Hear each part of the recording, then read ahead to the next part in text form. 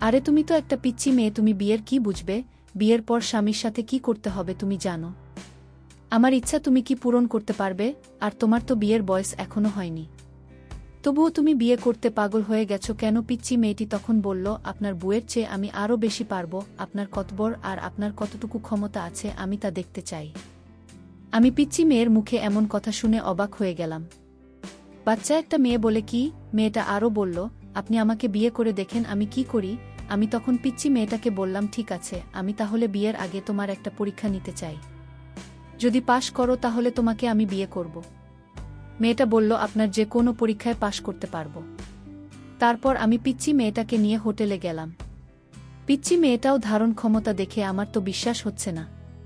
কিভাবে পারল বাচ্চা একটা মেয়ে হয়ে? বন্ধুরা, সম্পূর্ণ গল্পটা শুনলে আমি শিওর বলতে পারি তোমার পানি চলে আসবে। তাই তোমাদের পায়ে ধরে বলি, প্লিজ অন্তত আজকের গল্পটি শেষ পর্যন্ত শোন। তাহলে আর কথা না বাড়িয়ে পুরো ঘটনাটা তোমাদের বলি। 2 দিনের ছুটিতে বাসায় এসে মন খারাপ করে বসে আছি আমি।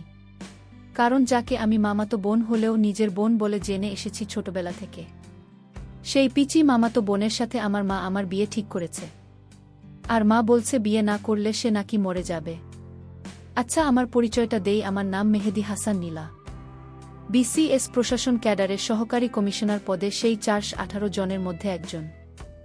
যেখানে সরকারি চাকরি মানে সোনার হরিণ, সেখানে বিসিএস ক্যাডার হল হীরার খনি না, এটা আমার মতামত নয়।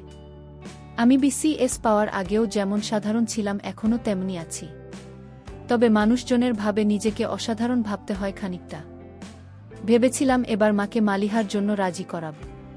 কিন্তু যখনই আমি মালিহার কথা তুললাম সাথে সাথে মায়ের চেহারা আগুনের মতো জ্বলে উঠল।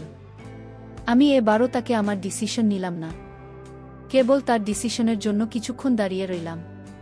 কিন্তু তারপর মা যা বলল তা তো অসম্ভব। আমার পিচ্চি মামাতো বোনকে আমি বিয়ে করব কিনা সেটা নিয়ে আমার মাথা ব্যথা নেই।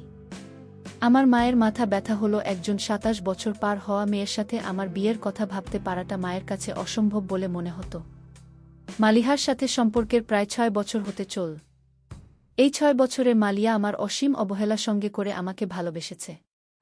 আমি রাতের পর রাত তাকে বলেছি, আমি পড়া শেষ করে তোমাকে ফোন দিচ্ছি, এখন রাখ। তারপর আমি পড়তে পড়তে ঘুমিয়ে গেছি। সে তার মতো আমার ফোনের অপেক্ষায় থেকেছে। এসব তো বলছি কলেজ শেষ করার পর। এর গল্প তার আগেও এমন অনেক ঘটনা আছে যা এই মেয়েটা মুখ বুজে সয়ে গেছে। কেবল এতটুকুই বিশ্বাস রেখে দিন শেষে আমি মালিহার। সে বয়স বাড়িয়েছে শুধু আমার জন্য, তার বাবার শাসন, মায়ের রাগ আর অনেকগুলো বিয়ের সম্বন্ধ। বয়স পার হয়ে যাওয়ার দোহায় কোনো সমস্যা দেখিয়ে সে আমাকে ধরে রাখতে চায়নি, বরং সবসময় আমি যেটা পারবো না বলছি মালিহা বলছে আমি জানি তুমি পারবে। মালিহার কিছু কারণে আমি তাকে উপেক্ষা করতে পারিনি। অনেকবার তার কথা ভেবে তাকে বলেছি, তুমি বিয়ে করে নাও। মালিহার সেই এক কথা, বিয়ে করলে তোমাকে করব না তো বিয়ে করব না। এই কথাটা অনেকটা স্বস্তি দিত আমাকে। আজকাল সে আমার উপেক্ষা সহ্য করে অবহেলা মেনে নেয়। যেতে চাইলে আটকায় না, কল না ধরলেও তারপরে কল দেয় না। 6টা বছর অপেক্ষা করতে করতে মেয়েটার অপেক্ষা করার মতো কঠিন একটা রোগ হয়ে গেছে। মনে হয় আমি জানি মেয়েটা কষ্ট পায়, দিনরাত কাজ, সমাজের মানুষের কথা, বাড়ি থেকে বিয়ের চাপ, সবটা হাসি মুখে মেনে নিয়ে মেয়েটা খুব ক্লান্তি বোধ করে। মাঝে মাঝে আমাকে বলে, নিলয় কিছু কথা ছিল। আমি জানি কি কথা, তবে মায়ের আপত্তির কথা বারবার তাকে শোনাতেও ভাল লাগে না আমার। তাই প্রায় দিন তার কল রিসিভ করি না। হঠাৎ একদিন কল করে বলি, আর বলো না মালিহা, একদিন খুব ব্যস্ত ছিলাম। তারপর সে নরমভাবে বলে, আমি জানি তো বিসিএস ক্যাডার অনেক রকমের ব্যস্ততা থাকে। যাই হোক, পরের ক্লাসের জন্য বসে আছি, সময় হয়ে গেছে, রাখছি বলে ফোন কেটে দেয়। সে আর কথা বাড়ায় না। আগে ঢাকা থেকে বাড়িতে আসলে তার জন্য সময় বের করে দেখা করতাম। আজকাল সেটাও কমিয়ে দিচ্ছি। মায়ের কিছু কথার প্রভাব আমার উপরে পড়ে গেছে। 27 বছরের একটা মেয়ের জন্য বিশাল ব্যাপার। এখন আর মালিহাকে আমার ভালো লাগে না তেমন। আগে তাকে দেখার জন্য যে আমি ছটফট করতাম, সেই আমি আজকাল তাকে দেখতে চাই না কেন? নাকি টাকা ইনকাম আর ক্যারিয়ার হওয়ার পরে মানুষের চিন্তাভাবনা আচমকাই বদলে যায়? আজকাল এসব আজব চিন্তা ভাবনা মাথায় ঘুরতে থাকে সবসময়। কিন্তু সে সবকে আমি সময় দিই না ঘাড়ে চড়ে বসার।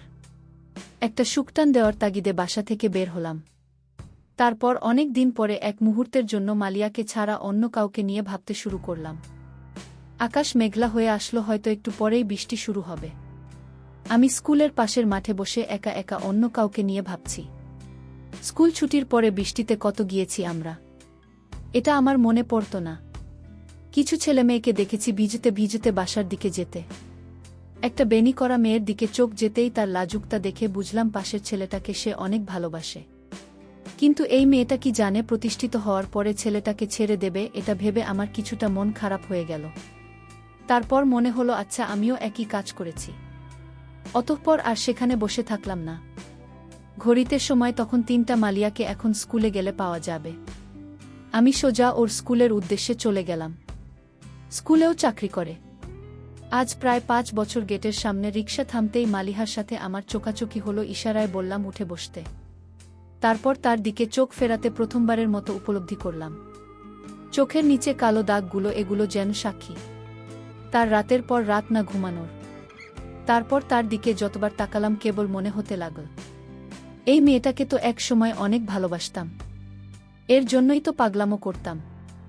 তাহলে রিকশায় পাশাপাশি বসে ও আজ আমাদের এত দূরত্ব কেন? মালিয়া এখন আর আমার সাথে কথা বলা দেখা করা, ফুচকার আবদার, এসবের জন্য জেদ করে না কেন? রিকশাটা মালিহার বাড়ির সামনে থামাতে বললাম, ও কিছুই বলল না, নেমে গেল। আমি বললাম আজ সন্ধ্যায় রিকশায় ঘুরুব, নীল শাড়িটা পরে রেডি থেকে নিতে আসবে। এবার মালিহা মুচকি হেসে বলল অপেক্ষা করব। তারপর বাড়ির ভিতরে চলে গেল। আমি বাসায় এসে একটা ঘুম দিলাম, কারণ আপাতত মাথা কাজ করছে না, তাই একটা ঘুম দরকার। প্রায় 8টা বাজে। ঘুমের ভাবটা কাটতেই আবারও ফোন বাজতে লাগল। ফোন ধরে বললাম বলো। এমন কেন করণীয়?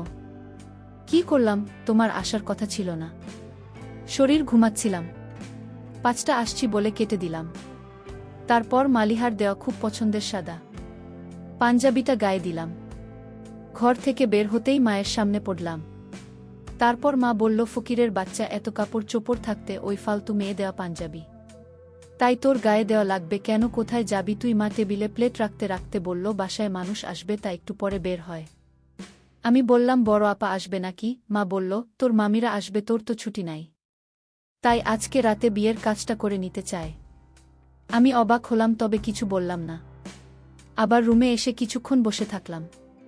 তারপর মালিহাকে কল দিয়ে বললাম তোমার ছবি নিয়ে বের হব, আর তোমার ভোটার আইডিটা একটু দরকার আছে, নিয়ে এসো মনে করে। ও বিশেষ কিছু জানতে চাই না, শুধু বলল আচ্ছা। তারপর আমি এখন ওকে নিয়ে কাজী অফিসে বসে আছি। কাগজপত্র ঠিক হলেই আমরা বিয়ে করব। মালিহার চোখে মুক্তা ঝরা হাসির ঝলকানি আজ যেন একটু বেশি সুন্দর লাগছে, একদম পরিদের চেয়েও বেশি সুন্দরী। বিয়ের কাজ শেষ করে আমি মালিয়াকে নিয়ে বাড়ি ফিরলাম। দরজায় দাঁড়াতেই সবাই আমাদের দেখে অবাক দৃষ্টিতে তাকিয়ে রইল। মা ওকে দেখে যা বলা শুরু করে দিল। বড় আপা এগিয়ে এসে মালিয়াকে বাড়ির ভিতরে সোফায় নিয়ে বসাল। তারপর আবার বলল এতদিনে একটা কাজের কাজ করেছিস ভাই। মা আপার কথায় অগ্নিমূর্তির ন্যায় বিগড়ে গেল। তারপর মা আবারও মালিয়াকে বলতে লাগল। তখন আমি বলা শুরু করলাম মা, এই যে তোমার বড় মেয়ে, তার বয়স কত করে বিয়ে দিয়েছিলে? যেন 26, তাও নাকি আপা তোমার কাছে ছোটই ছিল। পাড়া প্রতিবেশী কিছু বললে তার উপরে ঝাঁপিয়ে পড়তে তুমি, অথচ আপনার কত কত গিয়ে ফিরে গেছে মনে আছে তোমার?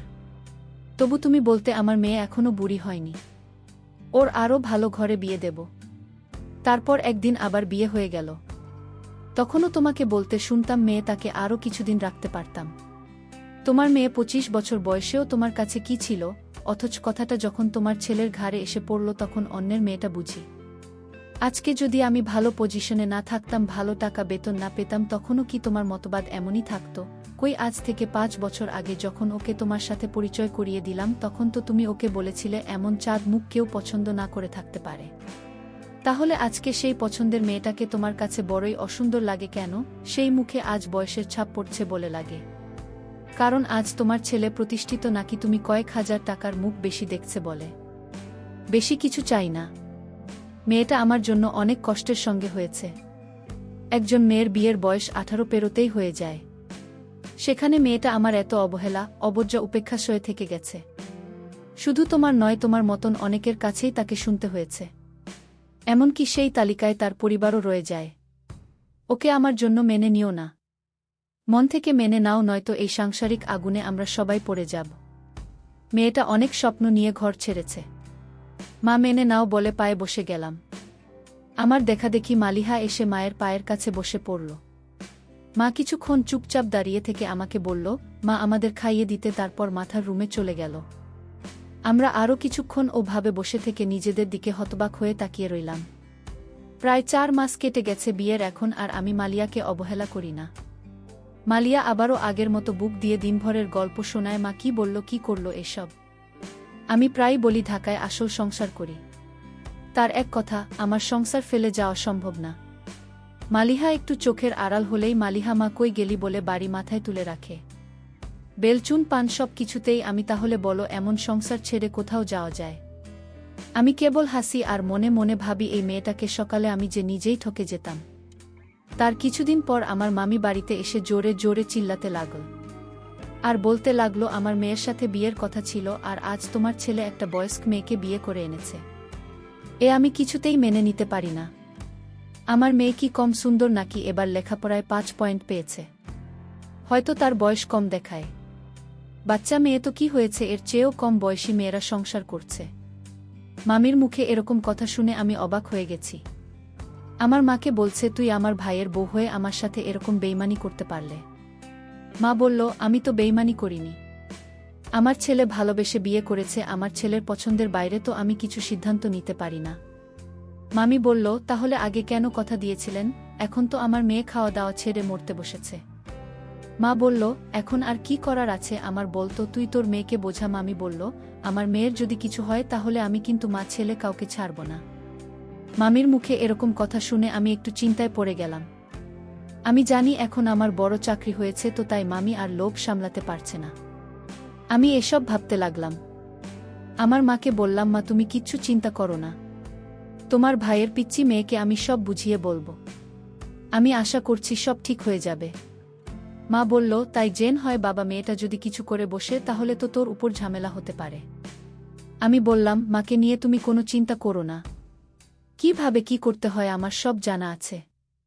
তারপর একদিন মামির পিচ্চি মেয়েটা হঠাৎ আমাদের বাড়িতে আসলো। আমি তাকে বললাম, আসো তুমি আমার ঘরে আসো। পিচ্চি মেয়েটাই আমার রুমে আসো। আমি ওকে বসতে বললাম, দেখলাম মেয়েটা কাছে। আমি বললাম, এই মেয়ে তুমি কাঁদছো কেন?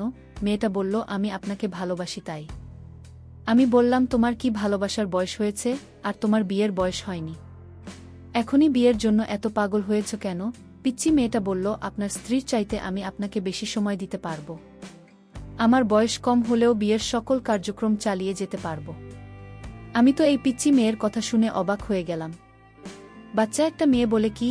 তার মাথায় মা আমি কি ভূত চাপিয়ে দিচ্ছে নাকি? আমি তখন পিচ্চি মেয়েটাকে বললাম, আচ্ছা ঠিক আছে, তুমি কিছুদিন অপেক্ষা করো, আমি তোমায় বিয়ে করব, তুমি হবে আমার দ্বিতীয় স্ত্রী।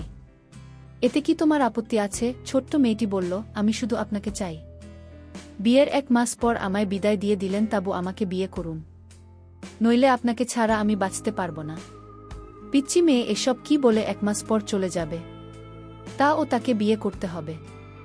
আমি তো কিছুই বুঝতেছি না। মেয়েটির মাথায় কি সমস্যা আছে নাকি?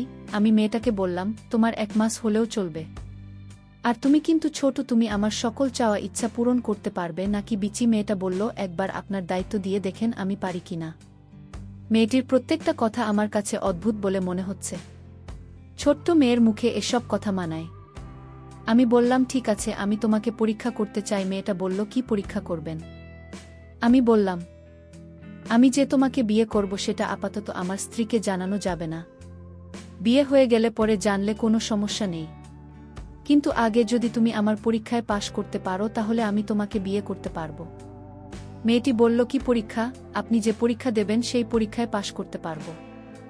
আমি বললাম, তাহলে তুমি আমার সাথে একদিন দূরে এক হোটেলে যেতে হবে। সে বলল, আপনি যেখানে যেতে বলবেন সেখানেই যাব। আমি বললাম, তাহলে তোমায় নিয়ে মহেশখালী যাব ঘুরতে। সে খুব খুশি হয়ে বলল, ঠিক আছে। আমি পরের দিন তাকে মহেশখালী ঘুরতে নিয়ে গেলাম। তারপর রাত হলো, আমরা একটা হোটেলে উঠলাম। তারপর আমি বললাম, আজ রাতে তোমার পরীক্ষাটা নিবে। তার আগে একটা কথা বলি, তুমি আমায় সত্য করে বলো তো, তুমি কি কাউকে ভালোবাসো? বন্ধুরা, ভিডিও মাঝখানে একটা কথা বলতে চাই, আমি তোমাদের আনন্দ দেওয়ার জন্য খুব কষ্ট করে ভিডিও বানাই, তাই তোমাদের কাছে অনুরোধ থাকবে অবশ্যই এই ভিডিওটি দেখে একটি লাইক করবে এবং চ্যানেলটি সাবস্ক্রাইব করে পাশে থাকবেন। সে বলল, বাসি তো আপনাকে। আমি বললাম, এটা মিথ্যা। তুমি অন্য একটা ছেলেকে ভালোবাসে, তাই না? সে বলল, না, আমি আপনাকে ছাড়া কাউকে ভালোবাসি না। তারপর যে ছেলেটি তাকে পাগলের মতো ভালোবাসত, সেই ছেলেটিকে আমি ডাক দিলাম। পঙ্কজ, তুমি আসো তো। পঙ্কজ, তুমি সব খুলে বলো। পঙ্কজ বলল, স্যার, আপনার মামাতো বোন আগে আমাকে পাগলের মতো ভালোবাসত, কিন্তু আপনার যখন বড় চাকরি হয়ে গেছে তখন আপনার মা আমি তাকে আপনার কাছে বিয়ে দিতে চায়। আপনার মামি বলল, দরকার হয় একদিনের জন্য ওকে বিয়ে করো, কারণ তার সম্পত্তির ভাগ আমি চাই। আপনার মা আমি একজন লোভী মানুষ। আমি তখন পিচ্চি মেয়েটাকে বললাম, এসব কি বলছে ছেলেটি? পিচ্চি মেয়েটি বলল, আমার কোনো দোষ নাই, সকল দোষ আমার মায়ের, কারণ আমি মায়ের পরামর্শে আমি আপনার সাথে বিয়ের নাটক করতে বাধ্য হয়েছি। আপনি আমাকে ক্ষমা করে দেন। আমি ছোট্ট মেয়েটাকে বললাম, আমি তোমায় মাফ করতে পারি, তবে আমি তোমাকে 2 বিঘা জমি তোমার নামে বিক্রি করে দিলাম, আর সেই টাকাটা দিয়ে তোমরা দুজন বিয়ে করে সুখে থাকো। আমি বুঝি ভালোবাসার কি মর্ম। ছোট্ট মেয়েটি বলল, আপনি আমাকে ক্ষমা করে দেন। বন্ধুরা, আজকের গল্পটা কেমন লাগলো তা অবশ্যই কমেন্ট করে জানাতে ভুলবেন না। আর এরকম নতুন নতুন গল্প পেতে আমাদের চ্যানেলটিকে সাবস্ক্রাইব করে পাশে থাকবে।